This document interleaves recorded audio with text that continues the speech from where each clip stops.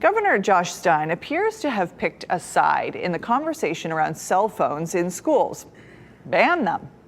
In fact, he has a whole bunch of ideas for public schools in North Carolina to include HVAC upgrades and statewide bonds. As WRAL Education Insider Emily Walkenhorst reports, he's going to need lawmakers' support to make his wish list a reality.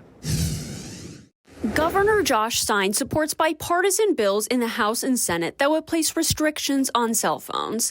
Now, most schools technically already restrict cell phones during class time, but teachers struggle to enforce them. Kids fight back, and many parents aren't interested in a crackdown.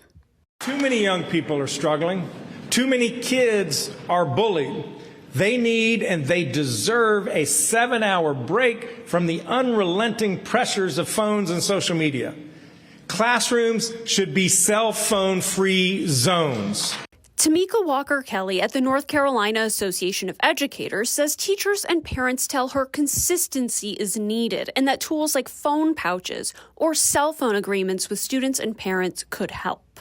One of the things that we hear from teachers is that they want to ensure that that is not one additional responsibility that gets added to their plate. Stein also has a funding wish list. He wants teacher pay to be more competitive with neighboring states, and he wants lawmakers to put a $4 billion bond for school infrastructure in front of voters, addressing overcrowded schools, leaky roofs, bad heating and air conditioning, and safety concerns.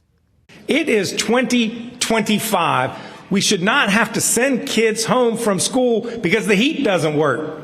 Former Governor Roy Cooper also wanted a statewide school bond, but the state hasn't seen one since 1996. Senate Leader Phil Berger said he's interested in raising teacher pay, but not so far interested in a bond. I would look more to local governments and local efforts to deal with much of that. I just don't see, at least for me, now we'll talk about it amongst our members, being supportive of going forward with a bond. The North Carolina Justice Center says a bond would be a big deal for lower wealth counties that may struggle with affording a bond of their own. Emily Walkenhorst, WRAL News, Raleigh.